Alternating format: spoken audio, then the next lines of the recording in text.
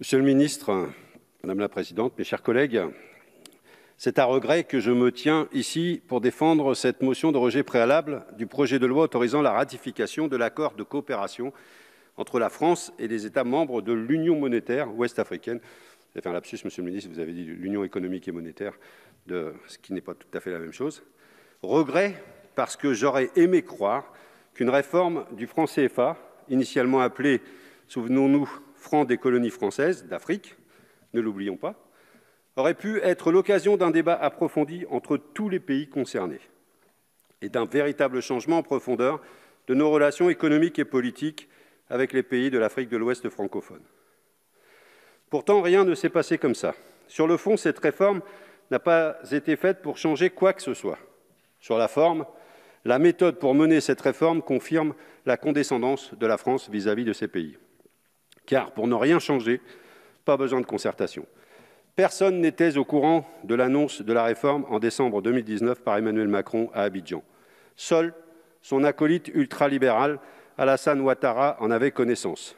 Lui qui a été mis en place par les chars français en 2011 et qui est le champion de toute catégorie de la multinationale Afrique à forte composante française. Lui qui vient d'ailleurs de s'arroger un troisième mandat inconstitutionnel au moyen d'une répression implacable des opposants. Quant aux partenaires de l'Union monétaire de l'Ouest africain, l'UMOA, qui gère le franc CFA, à savoir le Bénin, le Burkina Faso, la Côte d'Ivoire, la Guinée-Bissau, le Mali, le Niger, le Togo et le Sénégal, ils n'étaient même pas informés. Pas plus que le gouverneur de la Banque centrale des États de l'Ouest africain qui pilote cette monnaie. Lorsqu'Emmanuel Macron a expliqué le sens de la réforme en décembre dernier à Abidjan, il a dit, je cite, « J'ai souhaité pouvoir mettre à plat l'ensemble des sujets pour écrire une page nouvelle de notre histoire commune. » Fin de citation. L'idée ne lui a donc pas été soufflée par les États membres de l'UMOA, comme on veut bien nous le faire croire encore ce matin. C'est encore et toujours Jupiter qui a décidé seul.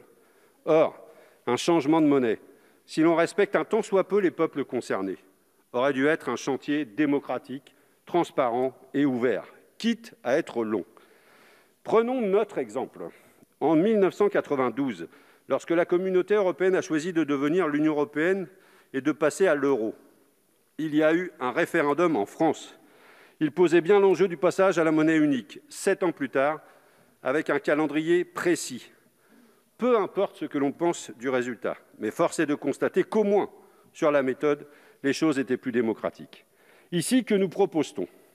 La ratification d'un accord de coopération seulement. Même pas le calendrier de mise en place de l'ECO. Et même, l'ordre de ratification est suspect. Pourquoi la France est-elle le premier pays à ratifier cet accord ? Pourquoi, en toute logique, ne pas avoir attendu la ratification des autres pays directement concernés pour terminer par la France ? Notre Parlement aurait de ce fait pu tenir compte des débats démocratiques dans les pays directement concernés par cette réforme. Logique, non ? Question de méthode. Cette réforme est par conséquent un non-sens complet. Cela justifierait à elle seule que l'on rejette ce texte. Mais vous avez encore la possibilité de le faire. Parce qu'il ne faut pas oublier que l'on parle de quelque chose qui est absolument fondamental.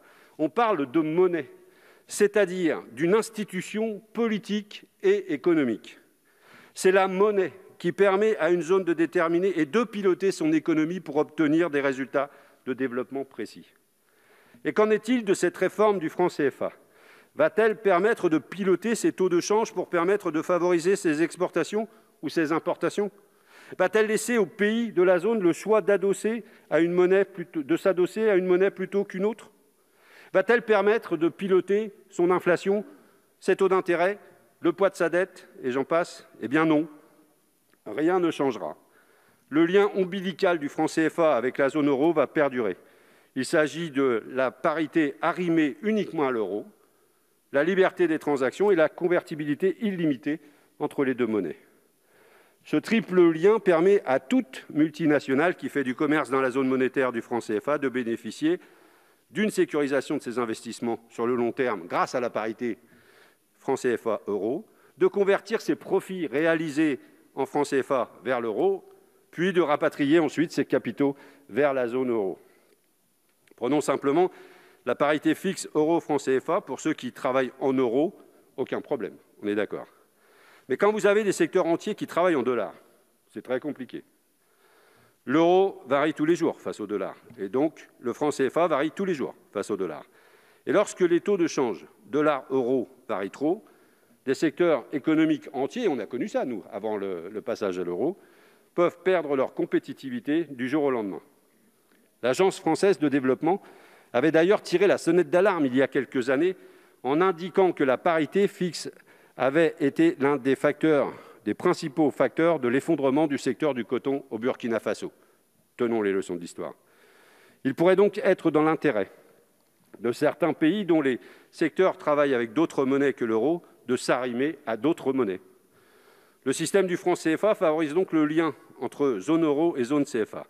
Cela entrave le commerce entre les membres de l'UMOA et également avec la CEDEAO.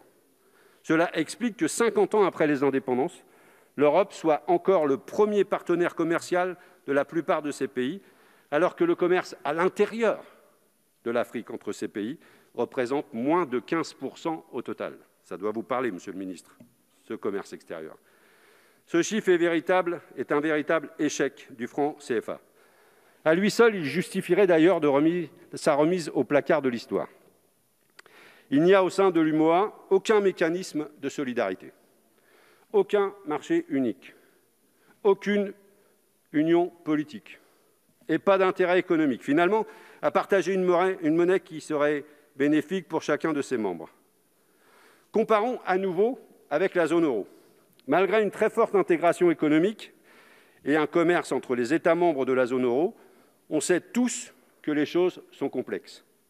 Mais là, on a affaire à une union monétaire sans autre forme d'union.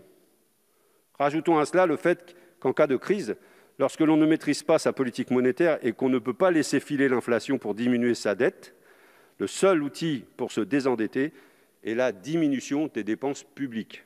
Ça nous parle aussi ici. Comme dans l'Union européenne, c'est austérité à perpétuité.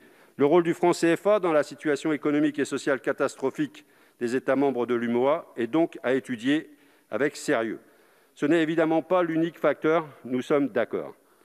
Regardons la situation d'un point de vue historique. Dans les années 1980, le FMI et la Banque mondiale ont saigné les pays de l'Ouest africain.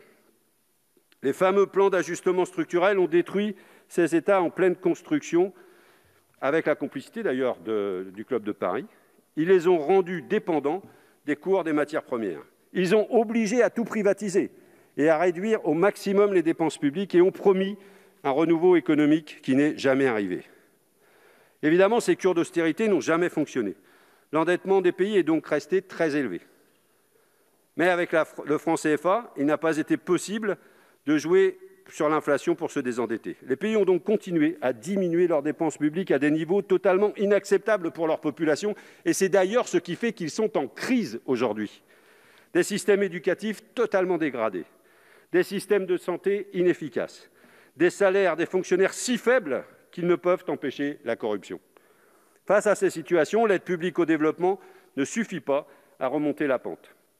Pauvreté, inégalités qui explosent, chômage de masse, désespoir de millions de jeunes et exil contraint. Et le pire, c'est que même avec l'aide publique au développement, la zone CFA est encore perdante. Tous les pays de l'UMOA sont dans la liste prioritaire de l'Agence française du développement. Une partie importante de notre APD est donc dédiée à la mise en place de programmes pour ces pays, dont certains consistent à construire des infrastructures. Or, qui est favorisé lorsqu'il s'agit de gagner des marchés dans une monnaie arrimée à l'euro ? Nos multinationales, bien sûr. Le métro d'Abidjan est à ce titre un exemple funeste de ce genre de projet, dénoncé récemment par le sénateur communiste Pierre Laurent. Il a été confié, suite à d'immenses pressions du pouvoir français, sans appel d'offres, à un consortium d'entreprises françaises à un prix astronomique. La transformation du franc CFA en éco ne va donc en rien changer ce système. Les trois choses qui vont changer sont donc le nom, la capacité pour la Banque centrale des États de l'Ouest africain de déposer ses réserves de change ailleurs qu'au Trésor français, l'absence de Français dans la gouvernance de la zone monétaire. Et encore, l'étude d'impact de ce projet de loi dit que la fin de l'obligation de réserve de change au Trésor français ne changera rien dans la tutelle monétaire. Par contre, cette disposition coûtera moins cher à la France. Il n'y aura donc plus à rémunérer les avoirs déposés sur le compte dédié. Voilà qui en dit long d'ailleurs sur l'état d'esprit de ses auteurs. Quant à l'absence de Français dans la gouvernance de la zone monétaire, elle est à nuancer si on lit attentivement l'article 4 du traité. Au sein du comité de politique monétaire de la Banque centrale des États d'Afrique de l'Ouest, une personnalité indépendante et qualifiée sera nommée par le Conseil des ministres de l'UMOA en concertation avec la France. Je ne reprendrai pas ici une petite interpellation de Roselyne Bachelot cette semaine. Ainsi, la France sort par la porte pour mieux revenir par la fenêtre. L'objectif de la France vis-à-vis de l'UMOA est clair, faire taire les critiques populaires sur le franc CFA par une réforme plus que minimaliste. Concernant le nom de cette nouvelle monnaie, c'est une tartufferie, comme j'en ai rarement vu. ECO est le nom du projet de monnaie unique de la communauté des États d'Afrique de l'Ouest, une communauté économique qui englobe tous les États de l'Union monétaire ouest-africain, ainsi que le Cap-Vert, la Gambie, le Ghana, la Guinée, le Libéria, le Nigeria et la Sierra Leone. La CEDEAO, ou ECOWAS en anglais, avait choisi le diminutif de son acronyme anglais pour nom de sa future monnaie. Nous avons affaire ici à une OPA hostile sur l'écho de la CEDEAO.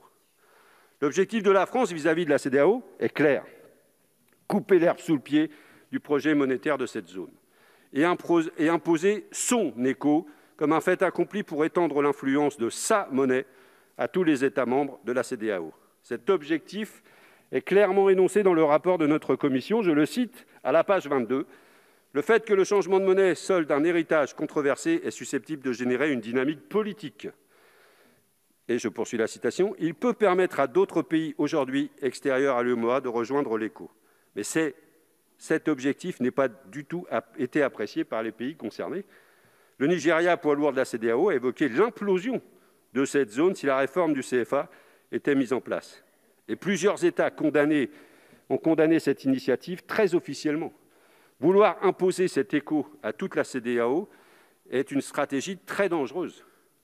L'exécutif français prend ainsi le risque d'une crise diplomatique dans cette zone déjà en proie à de fortes tensions. L'objectif absolu dans la CEDEAO devrait plutôt être le renforcement des États, de leurs services publics, de leur économie. Seuls ces objectifs permettront d'offrir aux populations des perspectives de vie et de travail sur place. Et seul objectif pour lutter efficacement contre le terrorisme qui ronge toute cette zone.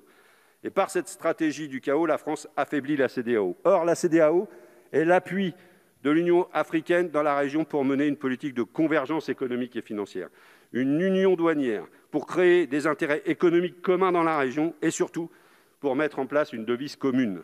Affaiblir la CEDEAO, c'est affaiblir le relais de l'Union africaine pour l'intégration régionale. Affaiblir la CEDEAO, c'est affaiblir le multilatéralisme africain. Vous parlez de multilatéralisme, sauf quand ça ne vous intéresse pas. Et j'imagine que personne ici ne veut aujourd'hui affaiblir le multilatéralisme africain. Voulons-nous être complices de cette stratégie de casse ? Que l'on me comprenne bien, je ne penche pas non plus pour le très libéral projet ECO de la CEDEAO. Je constate simplement que le gouvernement français s'est invité dans ce débat pour en perturber le cours. Cette monnaie, assumez-le, correspond aux intérêts des classes supérieures africaines tournées vers l'extérieur et aux multinationales qui travaillent en euros. Pour les peuples et pour les PME africaines, cette monnaie peut être un véritable boulet.